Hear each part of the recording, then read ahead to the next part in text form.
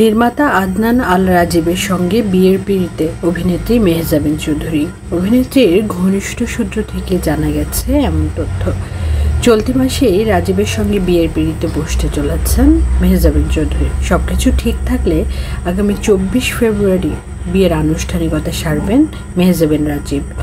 তবে বিয়ের একদিন আগে রোববার অর্থাৎ 23 ফেব্রুয়ারি সম্পন্ন হবে গায়ে হলুদ।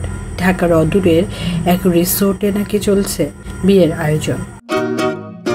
2009 সালে লাক্স চ্যানেলের সুপারস্টার প্রতিযোগিতায় বিজয়ী হন মেহজাবিন। এরপর ছবি অঙ্গনে পা রাখেন।